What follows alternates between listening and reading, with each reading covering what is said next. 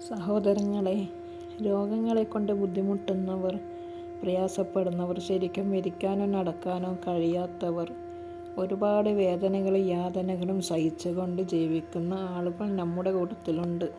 അതിനെല്ലാം പരിഹാരമായി കാര്യം പറയാം. എന്തെല്ലാം രോഗങ്ങൾ, വാതസംബന്ധമായ രോഗങ്ങൾ, കൈകാൽ വേദന, മുട്ടുവേദന, നടുവേദന, ഇതിനെല്ലാം ശമനം കിട്ടാൻ വേണ്ടി നല്ല പവർഫുള്ളായ ഒരു ഇസ്ലാമിക ഒറ്റമൂലിയാണ് പറയുന്നത്. ഈ ആത്മീയമായ ടിപ്സ് പ്രിയമുള്ള സഹോദരങ്ങളെ, രോഗങ്ങൾ മാറാൻ ഇനി പറയാൻ പോകുന്ന കാര്യങ്ങൾ നിത്യവും ചെയ്യുക.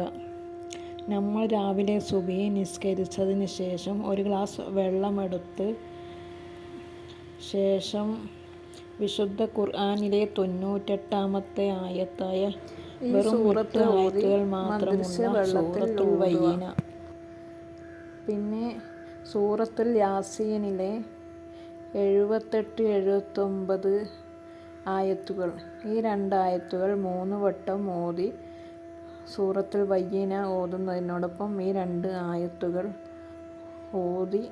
ഊതി കുടിക്കുക. നമ്മുടെ രോഗങ്ങൾ പെട്ടെന്ന് ശിഫയാകും.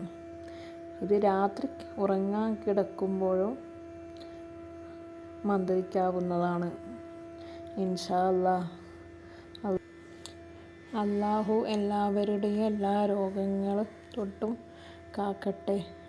ആരോഗ്യം, ആഫിയത്തും ദീർഘായുസ്സും എല്ലാവർക്കും നൽകട്ടെ. ഈ അറിവ് മറ്റുള്ളവർക്ക് ഷെയർ ചെയ്യുമല്ലോ.